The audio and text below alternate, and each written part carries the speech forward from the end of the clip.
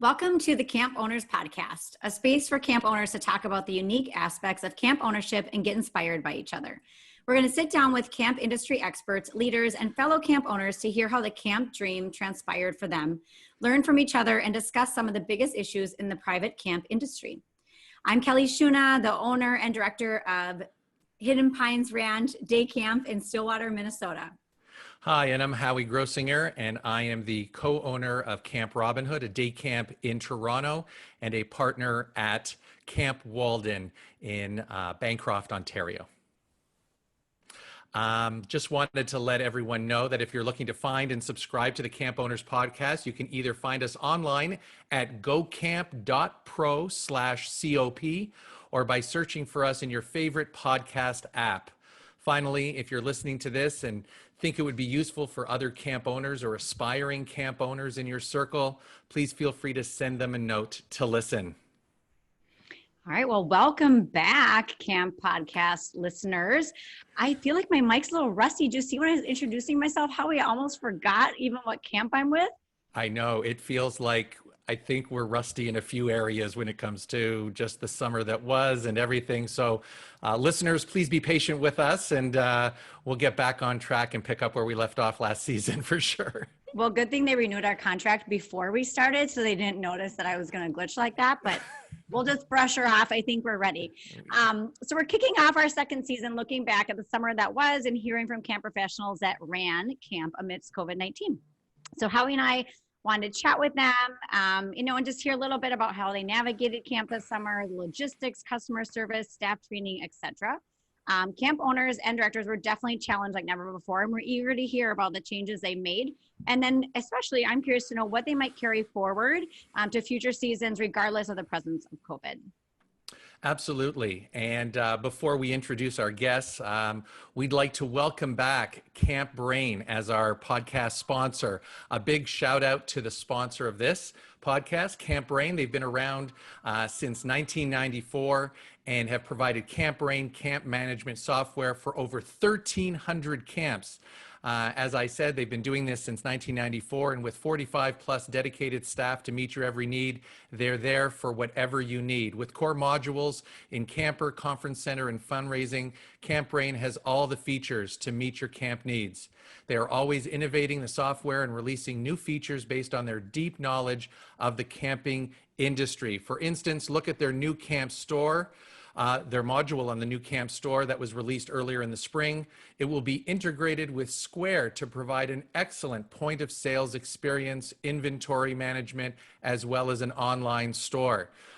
During these very difficult times, I just want to congratulate Camp Brain and their team for being there for all camp operators and supporting us as we navigated this difficult period of time, and knowing that they will be there for us in the future as we navigate the wherewithal to renew subscriptions, as we deal with refunds, etc. Camp Brain has been unbelievable. So I encourage all listeners to check them out if you're looking for some camp management software. Please check them out at campbrain.com or call 866-485-8885. Just sort of going through the rustiness of the ad. So we're going to pick up on that. My friends at Camp Brain will definitely forgive me for that. It's going to get better episode over episode.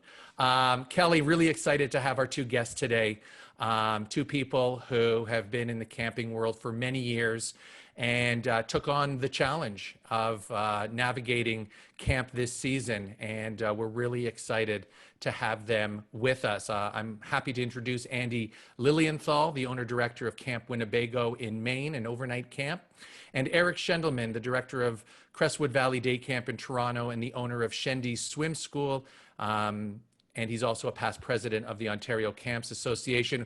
Welcome, gentlemen, to the Camp Owners Podcast. Thanks for having us on. We appreciate it. Pleasure. Andy, I thought that maybe, as we do with all of our episodes, maybe you could just give us a little background so our listeners can become familiar with your journey in camp. My journey. I was born into camp. My grandfather started working at Winnebago in 1943, became the owner-director in 1956. I was a camper there for 8 summers. My first summer was 1974. The first summer, my father, Phil, became director. And then after a winding journey through the 90s of doing my own thing, I came back in 2000 and have been at Winnebago ever since as the owner-director. Amazing. Well, welcome to the podcast. And Eric, yourself? Started as a young camper at a place called Camp Arrowhead when I was about 4 or 5 years old. Stayed there for 10 years, and then it was time for overnight camp and went to Camp Winnebago with an E in Huntsville, Ontario, Canada. Funny enough, I sent the directors of Camp Winnebago in Ontario a note yesterday to say, hey, I'm going to be on with a Winnebago person. I didn't realize you guys pivoted to a boys' camp, coeducational camp. They thought that was funny. I don't know if you've met. Anyhow, did 10 years there, worked my way up to program director, and then in the mid-90s that was in the mid-90s, directed the camp that I went to for 8 years at Arrowhead after that, and then took on a 10-year directorship with Crestwood Valley Day Camp in Toronto. Took 6 years off. I was building my swim school, and they called me back last January to help out with the camp. They had a management change in January. And 3 months later, COVID hit. So welcome back to the camp world. Yes, exactly. And here we are. And here we are. Kelly? Well, you're still alive to talk about it, Eric. So that's impressive to me. So way to pivot. So welcome. I love hearing about people's stories about how they came into camp. Andy, I think you're the first one that says you've been born into camp. So that's exciting for our first episode of season 2. We wanted to talk with you a little bit, especially as we intro this topic, about your experience with the summer and COVID. And, the first thing I think that we wanted to talk about is how you navigated that initially, and, thinking about logistics, customer service, staff training. It's a huge, many things in there. But once you decided to go for it, can you share maybe a little bit about, what sticks out to you the most about navigating the summer? And then we'll dive into more specific questions from there. Do you want to start, Andy? Sure. I mean, I think that that I've always believed that camp was a palette on which to experiment a little bit, and to bring in different dynamics to a very basic mission of creating physical and emotional safety, relationships, and skill building. And so when we were talking about opening this year, I have to say there were very few times when I was questioning our decision to open or not. I knew we were going to open. And so how we got there was to create a plan, to put it out to our constituent families and other people that we knew, to answer their questions, to hone it, to kind of massage it, and then present it to our families with the caveat very quickly of, this is not a sales job. This is a transparent process. And if you want to be a part of it, please do. And if you don't, we totally understand. And there's no judgment. And I think that through it all, we were able to connect with the people who agreed with us in principle of, we're not experts, but we're dedicated to making as safe and healthy and fun a summer as we can, given parameters, and we're just going to go from there. And so what we realized early on was we needed to acknowledge our tolerance for uncertainty and our tolerance for risk. And given the basic tenets of what we were trying to do, which basically was keeping the health and safety of our population first and foremost, could we engender the trust of our constituents to make it happen? So it was working with parents, it was working with staff, it was working with campers to have them understand what our process was and how we were going to go forward, and to bring them into the process. Sorry, Andy, I was going to ask you, as you look to get buy-in from your various constituents. You know, you were in a part of the United States where, you know, camp happened and happened successfully. And as many of our listeners will know, it was characterized in a great article that we've just learned that your wife was the lead author on, around the success of Maine camps. I'm curious a little bit about the relationship between public health and government as you navigated sort of, you know, it's one thing to get parent and staff buy-in and campers being obviously excited to join you, but perhaps you could take us through those times where other state governments were not allowing things to happen. Could you shed some light on sort of those relationships, you know, in terms of the camp association in Maine and local government, et cetera? Can you give us an idea of how that all sort of transpired for you? Absolutely. So, yes, I can. I'll take you back to 2009 when we experienced the H1n1 pandemic. And the sister of the now governor of Maine was the head of the CDC in Maine. And she asked my wife and I to speak in front of the health officials, Maine health officials and school nurses about how to navigate the pandemic. And we did so at the Augusta Civic Center in front of about 1,500 people. And that, I think, created a very indelible mark in the memory of both Dora Ann and her sister Janet Mills, because in the spring, when we started talking with the Maine officials about camp, they knew that we had done this before successfully. And so when they asked us for input into how we thought we could do it successfully, we had already had an established relationship ongoing with them about how to make it work, and there was a real deep trust between the camping industry and state officials.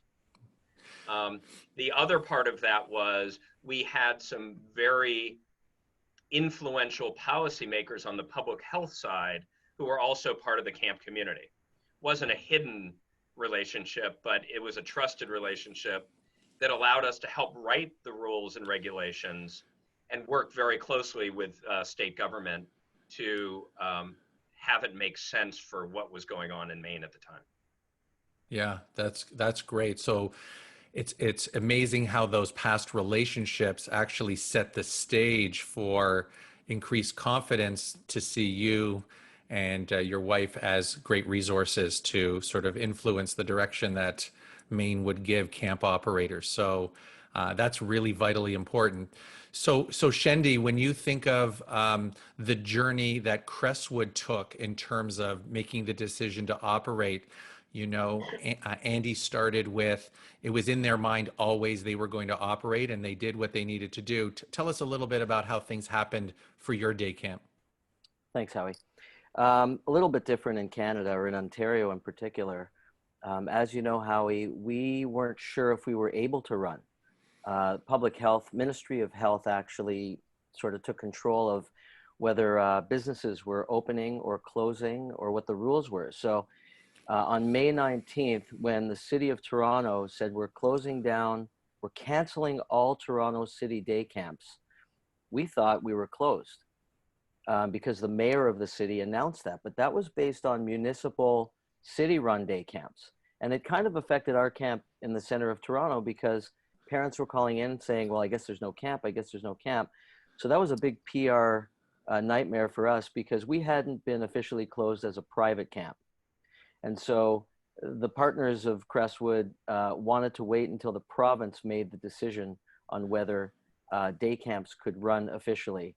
And sure enough, at the end of May, the Premier of Ontario said, we're shutting down overnight camps. I can't remember the date that the Premier made that announcement. No overnight camps are permitted to run in our province, which was a horrible day for overnight camp directors, as you know. As far as day camp, they said, but day camps can run with a limited capacity and following specific health protocols. So what were those protocols? Well, we had to wait till June the 1st to wait for the ministry guidelines to come out before we could even inform our parents whether we were running camp.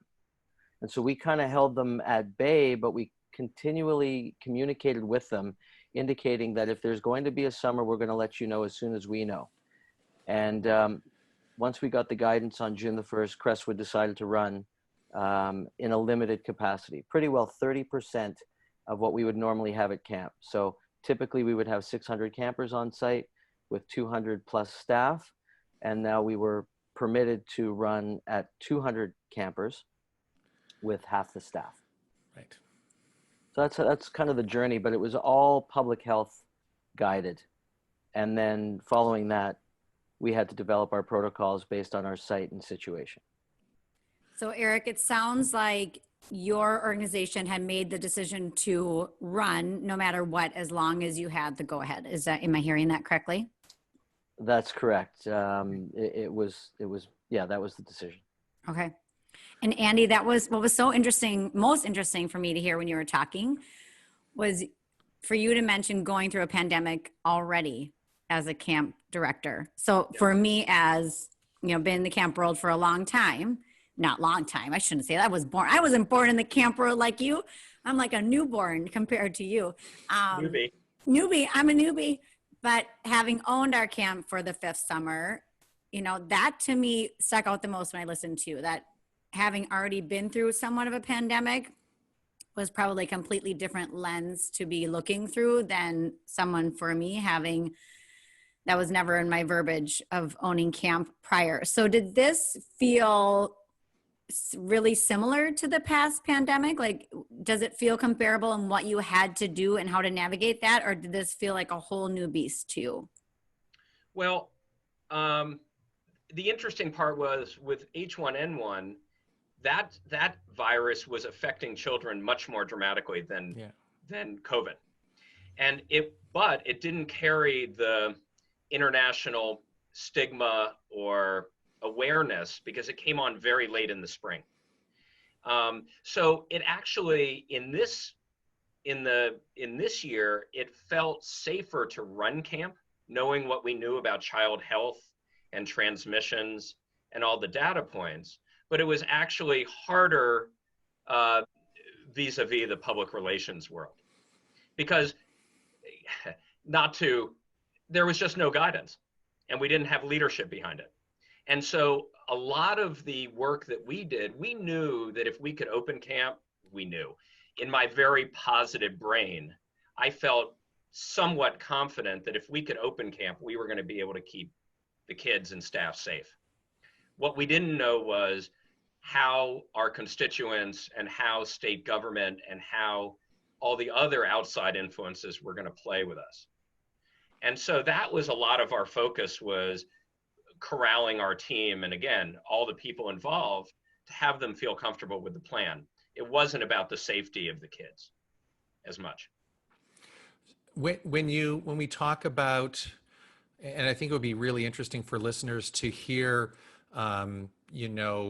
relationships that we build with our camp families are rooted in very much in transparency and vulnerability and openness and all these wonderful things that allow us to sustain these wonderful relationships. Perhaps each of you could talk a little bit about some of the reactions parents had, how this impacted business. We talk a lot on the podcast about capacities, and we're curious a little bit about, maybe you could each share sort of the range of responses you got from parents, because for some parents, and I know this from my own experience, we made the difficult decision not to run day camp. And yes, there were parents who were disappointed and voiced that to us, and yet there were others who were saying, thank you for not operating. And that was the range, and there was a lot in between, et cetera, et cetera. I'm just curious from sort of this relational aspect of camp owner, director, and parents, how you each experience this, probably what I imagine would be this wide range of conversations that you have. So maybe Shendy, you can start with this one, and then Andy, you can give your thoughts on that aspect of it. Sure. I would absolutely say it was wide ranging. But the majority of the parents that responded to a survey we sent out, because again, we had a very tight timeline when we were given the go ahead to open camp to when we started sending out notices to our families that we're going to open, we had to ask some questions.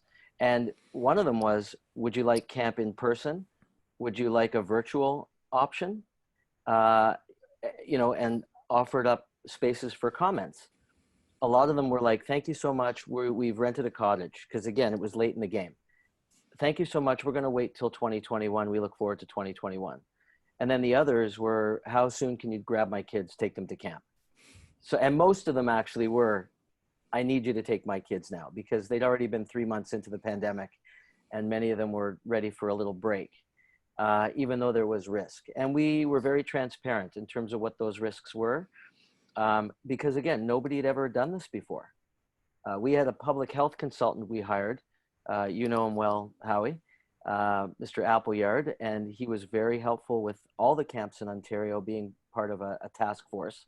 And when I realized that not many camps would be opening, I grabbed him and said, you have to help us with these protocols. We're going to send them out to the parents. Once they got the protocols, they also calmed down a little bit. And many of them said, we'll come to camp under these conditions. So that was an important aspect as well. But again, nobody had ever done it. So it was risk on camp side and on parent side. But we had mostly buy-in. And I will add that when it came to the virtual option, 95% said thanks, but no thanks, unfortunately. Right. Mm-hmm. So what I'm curious to know from the two of you is, when I think about if we would have run this summer, the health procedures, I feel like I've got those down in my mind now after my kids now having gone to school. They're doing a hybrid model here in Minnesota.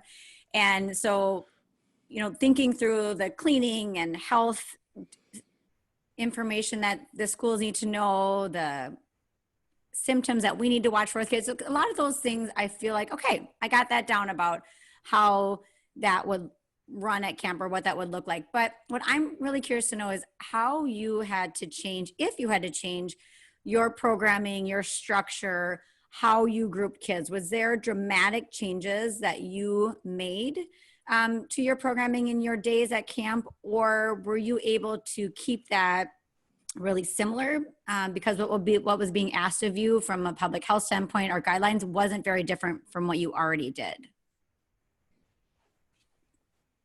You want me to take that one, Shendy? You got it.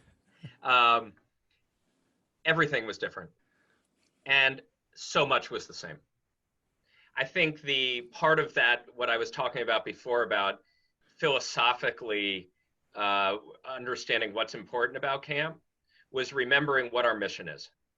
And, so once we got that and we understood what we wanted to do, then we dove into every activity, every period of the day, every time the kids would go to the bathroom, every time we would have a meal.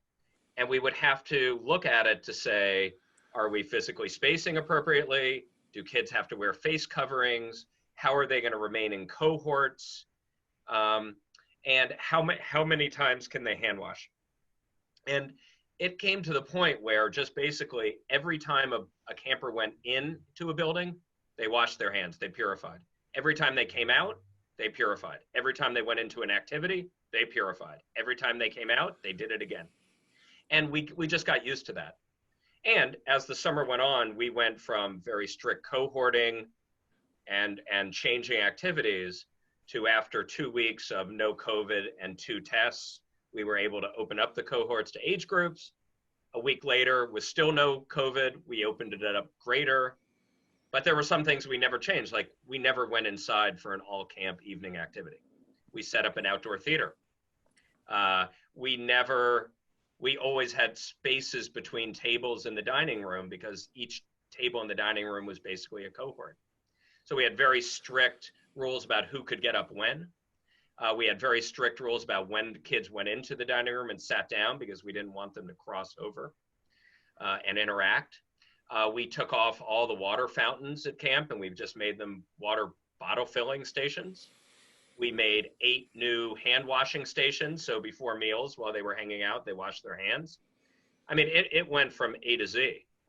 And there wasn't one part of camp that we didn't dial into to see how we were doing it and to make sure we were doing it safely based on the public health protocols we were being asked to follow. And how close to your typical capacity were you able to maintain, Andy, given all of those modifications and considerations? Were you able to maintain a very healthy number of campers each session? We were. Now, we have some basic fundamental parts of camp that helped us in this regard. We're a small camp relatively. We're about 150 boys. We're built on 150 acres. We have lots of space.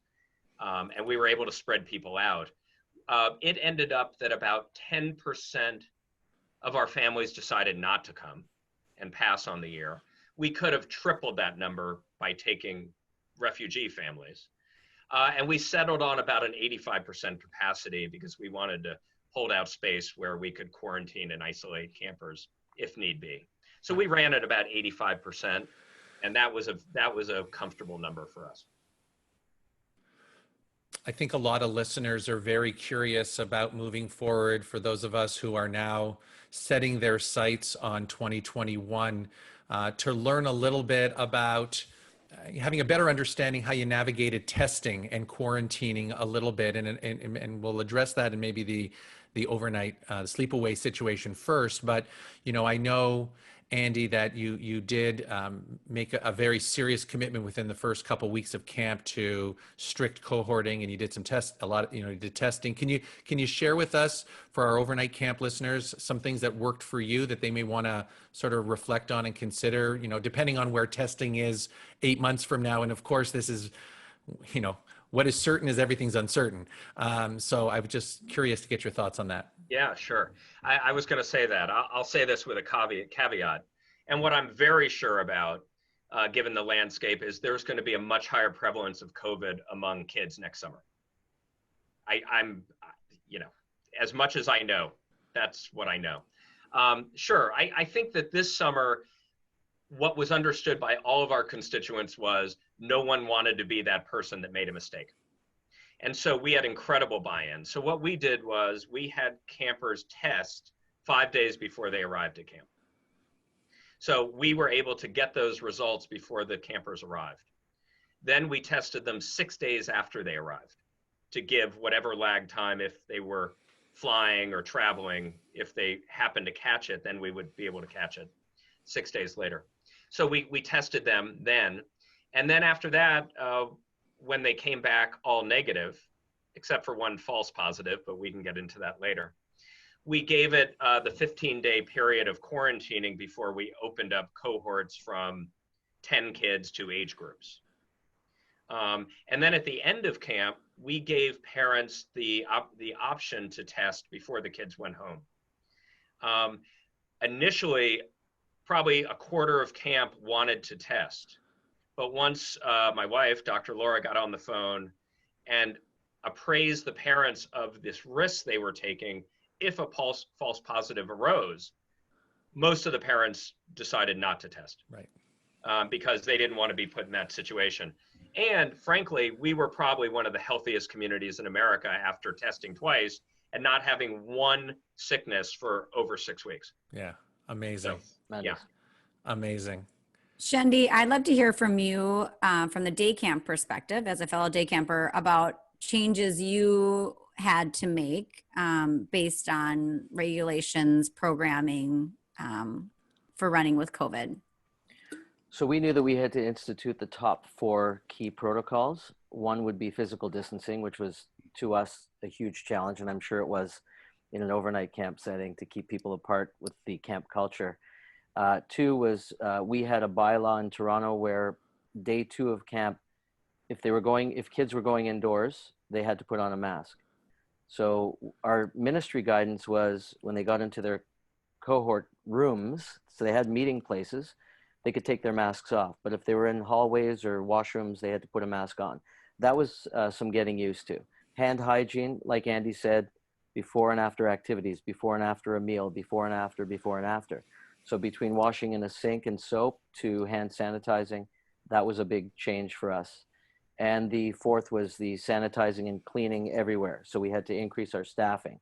So those are programs in itself. The idea of having no busing, where we would normally have 40 or 50 buses bringing kids to camp, we now had 200 cars coming down a large hill. How were we going to run those logistics? That was another program. And we made sure that we had the same team in the same places every day for parents to see. They got to know who was in charge of the road, who was in charge of zone 1, zone 2, so they could be friendly faces. Because what we had to cut off was any parents allowed on property could not come on property. Normally it's a bit of a free-for-all. We're doing tours, we're welcoming parents in. Not this summer. No parent nights. So that first group of people that parents saw every morning, very important start to the day. General programming, a lot of, high touch areas. We closed our climbing wall, constant cleaning of doorknobs and all of that. But as far as program goes, again, we kind of limited certain games if it was high contact. There was more stations. They would go to 5 stations as opposed to have one big game.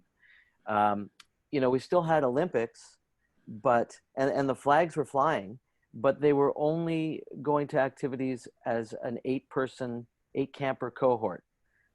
But they were still kind of cheering along the way, so they could see the red team from a distance, but not collectively.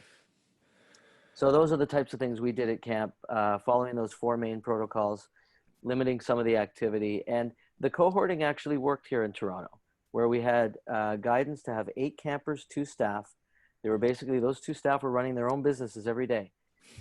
When they got to certain activities that had specialists, like arts and crafts and sports, even outdoors, those specialists had to wear masks and be physically distant from the cohorts at all times. So that was a bit of a change. And kids at the best of times, when they're 4 or 5 year olds, we didn't limit the age group. We had 4 to 15. Some camps limited bringing on 4 and 5 year olds. When everyone's wearing masks, sometimes that could be scary to some kids, but they just got used to it. The resilience was tremendous. And I also found that the parents were a little bit more respectful of the work we did, knowing that they were thankful we were taking their children every day.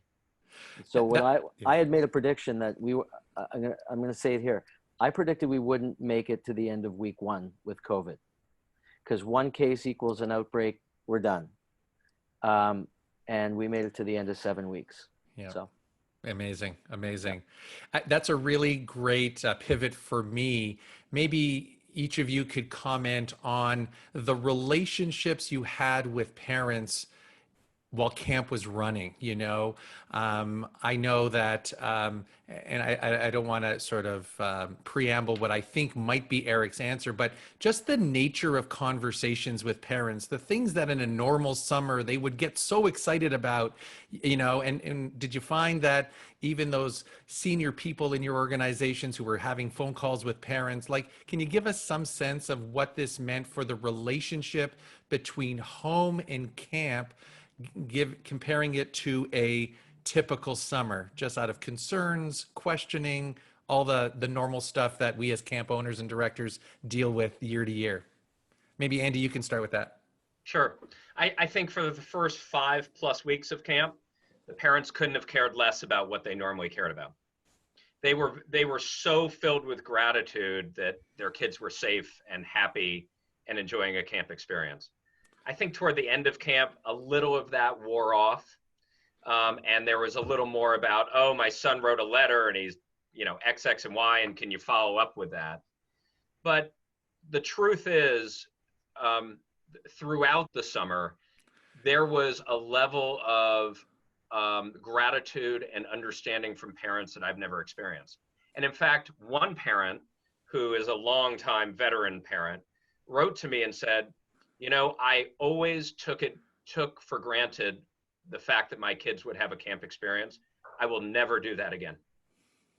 And it was so hard. I know this person, and it was so heartfelt. He changed his whole outlook on camp. Right. Yeah. Amazing. Shendy, your thoughts on this? I mean, from a day camp perspective, as you and Kelly and I know that, every day in the day camp, space, parents are coming home, they question their child about what happened, who was nice to you, was a counselor attentive, etc. And we get some of that instant feedback regularly on a daily basis. How did that change, or did it change from your experience this summer? Absolutely. I mean, what Andy just said, the parents were very gracious and respectful. I found that from start to finish, unlike other summers. Typically in a day camp setting, providing food service, which we did, we had individually boxed lunches, and they were great, but there was always in the past complaints about anything food related. This year, they were just happy again to release their children into our midst. And if they got fed, great. If not, they were coming home. So not a lot of complaints regarding that program. You know, we had limited programs, but the fact that they were with other children, that the small fact they were with other kids, having been shelter in place for so many months, not being with people. I mean, we had a staff training with someone that came to talk about mental health. She hadn't been before any more than 4 people. And now she's in front of 40 at a time of my staff, physically distanced, wearing masks. And she was shocked. So I think the whole point of bringing people together, where parents were really thankful, less interested in really the fancy programming that we all have to throw into place and food. They were just very thankful they could release their kids to us. So that was our experience at camp. I'm curious to know, I think 2 questions that we had that we wanted to make sure that we asked you were, and we can maybe do them one at a time, but in what ways were you challenged like you have never been before? And especially for you, Andy, as being born into camp. We'll keep going back to that. So I expect big things from you because this is, you know, a big one. But in what ways were you challenged like never before? And then what changes will you carry forward to future seasons regardless of the presence of COVID? So maybe you want to start with what you were challenged by, and then we'll move to what you'll carry forward. Well, you know, I always had the reputation of not involving the parents much in the camp experience. And prior to camp, I said to the parents, I will be emailing you almost every day with an update on camp. And I did that. And it was challenging. It took me probably a half hour to 45 minutes to compose my daily email to parents. But it was amazing. I mean, the connection that was made just through some simple descriptors and updates on health was something that both was challenging and very, very rewarding. The other part was how to carry the stress, the daily stress of the experience, and not let it dominate my thinking. And I'm a good man, you know, I suppress things well and I compartmentalize things well. And so I was able to do that and not let it interfere with the rest of camp. At the end of camp, I felt differently. Usually I'm just exhausted and then I get over it. This was more, I was exhausted and I realized that I had been carrying this stress all summer. And the truth is I hid for 3 days. I didn't talk to anybody for 3 days, and I meditated and I exercised. And at the end of 3 days, I welcomed my family back to my life. But that was how I dealt with the stress of the summer. And it certainly was never something I had felt before in that way. Okay. What about you, Eric? My challenge was, this was the hardest job I've ever done, to run at a 30% capacity, where we would normally have almost 1,000 people on site. We have now 300, but COVID-19 was the challenge.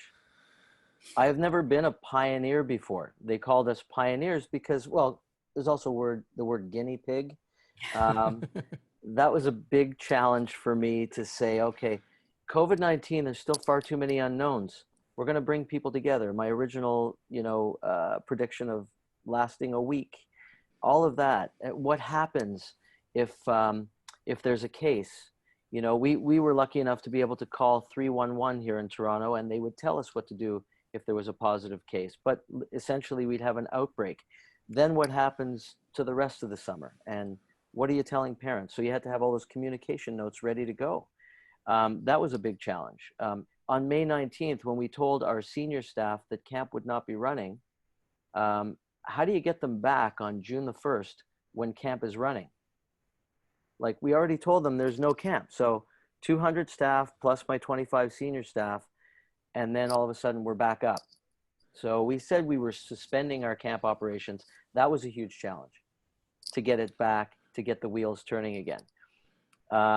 And, I'll throw in the 200 car lineup every day, to be able to move that through, as opposed to buses coming in at one time, dropping the kids off all together. How do we get them out of these cars, make sure they're physically distant, and get them into their groups? They can't even see their friends or their family once camp starts. Big challenge. And then you had asked what I'm carrying forward, Kelly, and we're definitely going to have to continue with the cleaning protocols. I think there's no reason why we can't continue making things sparkly clean.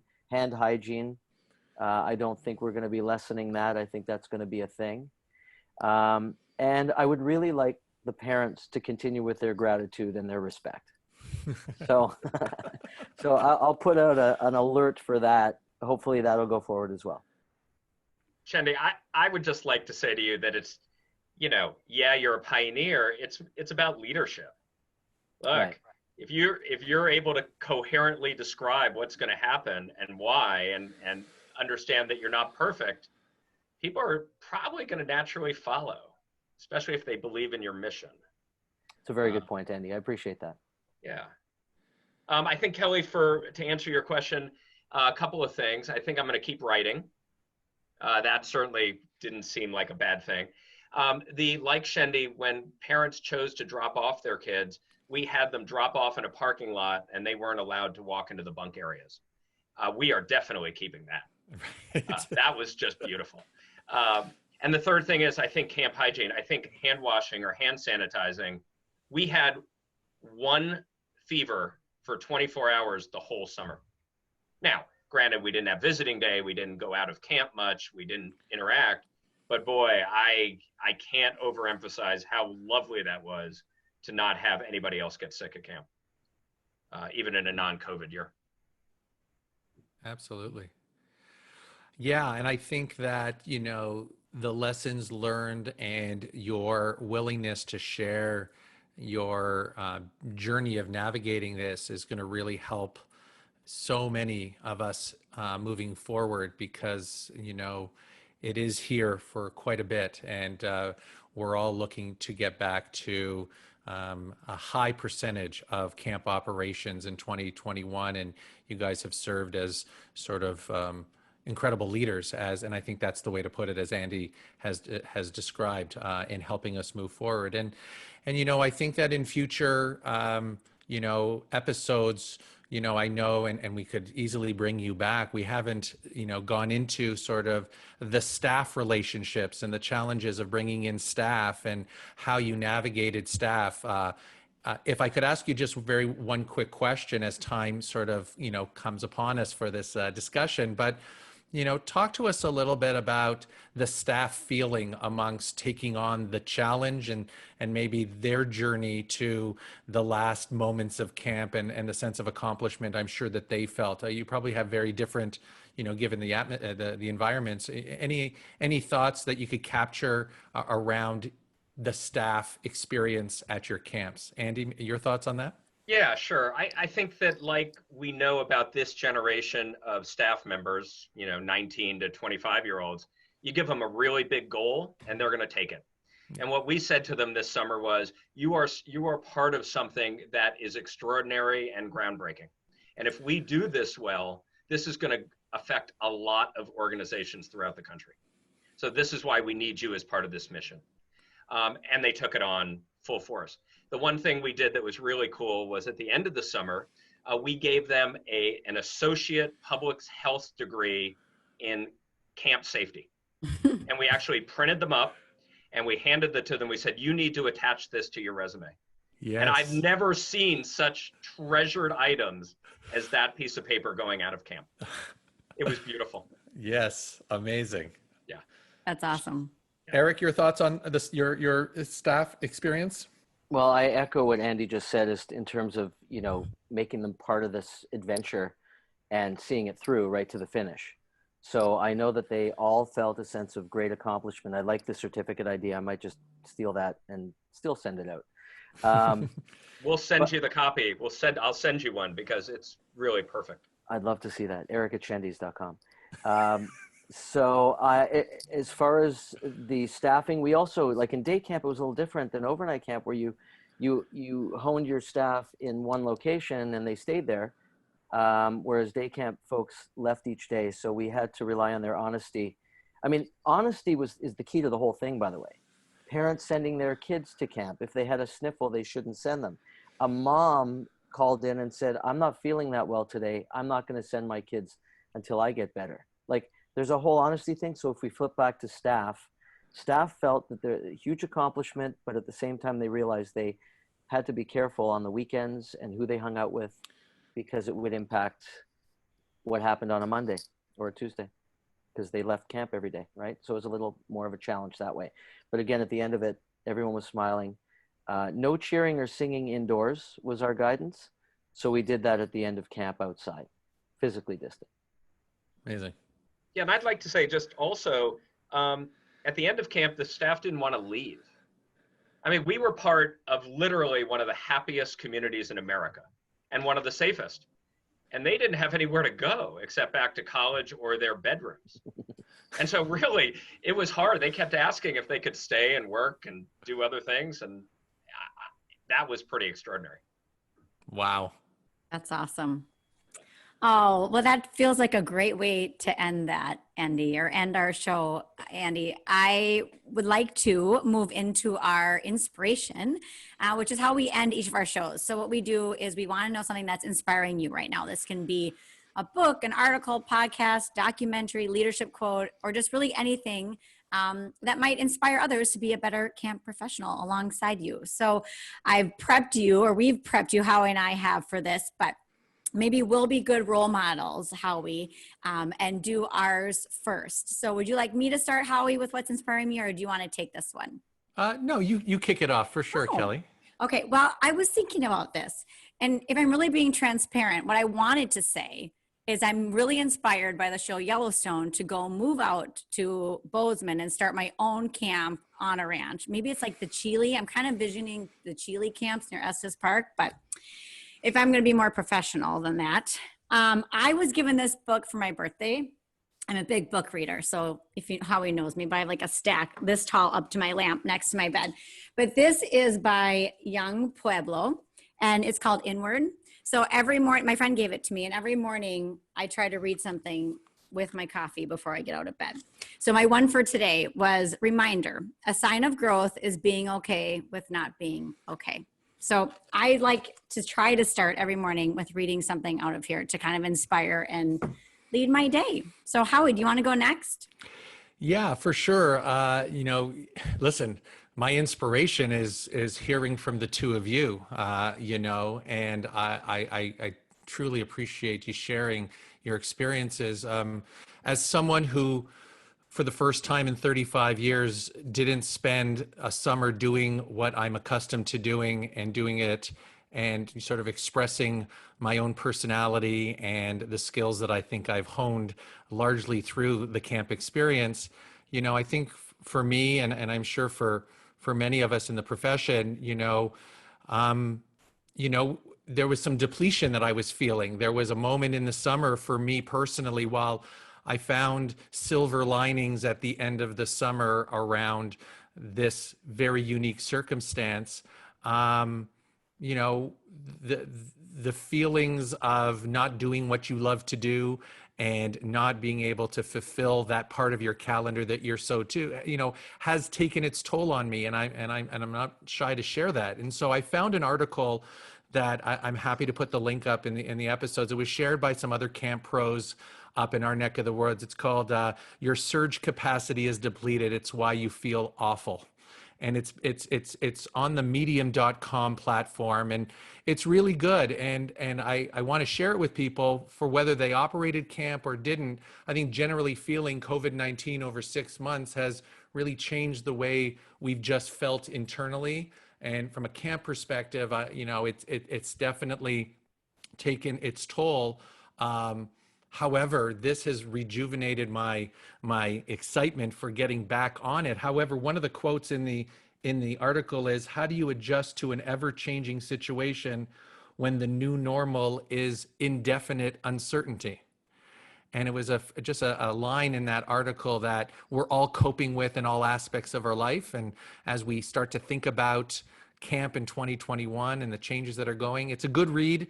I encourage people to check it out, and if it applies, and it gives some great tips on how to get out of whatever rut you find yourself in. And I take my lead from Andy's great advice of 3 days of exercise, meditation, and all the things that you find yourself. And I know Kelly is our podcast resident yogi, so I defer to her for a lot of that good stuff. But anyhow, long-winded, but I definitely wanted to encourage people to check it out. It's a good read if you're feeling like you need a boost or have a better understanding of what you're going through. Shendy, how about you? Well, I thought about this, Howie, and frankly, outside of my family, who have really stuck with me and stuck with each other, my inspiration with regards to camp and the community is the community. And the community during COVID-19, when we first got wind that we were shutting down or not sure which way to go, was the bringing together of not only Canadian camp professionals, but also the Americans. Like, look at us here. We're 2 and 2. We, Go Camp Pro, summer camp professionals, all those sort of areas where we could access resources and talk to people. I'm also inspired by people that are vulnerable, like you, Howie. You'll admit right now that you weren't sure, and there's question marks everywhere around where the industry is going. Sharing those vulnerabilities, I'm inspired by that because it gets people thinking and problem solving. So whether we ran camp or not, I really felt inspired by the community of people throughout since March the 20th. I wrote a little piece in the Summer Camp Professionals stating that I couldn't imagine a summer without camp, even if it meant camp in a box. I said, I think I would do 39 days of camp in a box if we weren't running personally. And I'm just wondering if I should have patented that line, camp in a box, because there's a lot of camp in a boxes out there. And I'm inspired by those that did virtual, that had in camp in person, but nobody's laid down. Whether they had to pull the plug, whether they didn't, this community is so strong, and that's what I'm inspired by. Thank you. And Andy? Yeah, I think I'll be giving a little bit of myself away by saying this summer, one of my goals was to hold everyone more kindly and gently. And I actually think I accomplished it. And the other part that I'm really carrying right now is not only the kinder, gentler, give everyone a break feeling, but literally how much joy and gratitude that was created this summer at camp. And every day, my wife and I would look at each other and listen to the shouts and screams of glee of campers. And it was probably, and I at one point asked the senior staff if it was just me, or is this an extraordinary summer? And they said, it's extraordinary. And so I was inspired by that feeling of joy and gratitude that I'm carrying with me. Because it really is going to carry me through the winter. It's a warmth and a light that I've never experienced. I love Shel Silverstein. And one of his poems is How Many, How Much? And I just want to read this because I think it in some ways really talks about what the camp experience is, no matter what form it takes. How many slams in an old screen door? Depends on how loud you shut it. How many slices in a bread? Depends how thin you cut it. How much good inside a day? Depends how good you live them. How much love inside a friend? Depends how much you give them. Wow. And that to me was just about what the summer was all about. It was just giving it to them and letting them have it. Fantastic. Well, gosh, couldn't have thought of a better way to kick off season 2, Kelly? Oh, that was so good. I got all misty-eyed there, Andy. Thank you. I'm inspired by that. Yeah, super inspiration. We're going to have all of those links and details in our show notes for sure. Kelly, it's that time to thank our guests and of course, an abundance of resources here with our guests. So I would just like to start completing our episode by asking each of you how people can get a hold of you and learn more about the programs that you run. Shendy, how can people get a hold of you after the show? Email Eric at Shendys, SHENDYS.com, probably the best way to get in touch with me. Or you can catch me on Facebook under my name, Eric Shendelman. All right, amazing. Andy? Okay, yeah, people can find me at andy@campwinnebago.com, just like the RV, or check out our website, campwinnebago.com. And I'll share how to get a hold of me. It's Kelly with a Y at hiddenpinesranch.com. Amazing. What about you, Howie? Yeah, if you want to get a hold of me, you can reach me at howie@camprobinhood.ca, and feel free to check in with episode ideas, etc. Don't forget that you can find all of our show notes at gocamp.pro/COP. You can find the resources that we mentioned in this episode and lots of good stuff there from our show and other Go Camp Pro podcasts out there. Kelly, want to thank Andy and Eric, of course. It's great being with you again, and we look forward to being together once again for the Camp Owners Podcast. Be safe, everybody.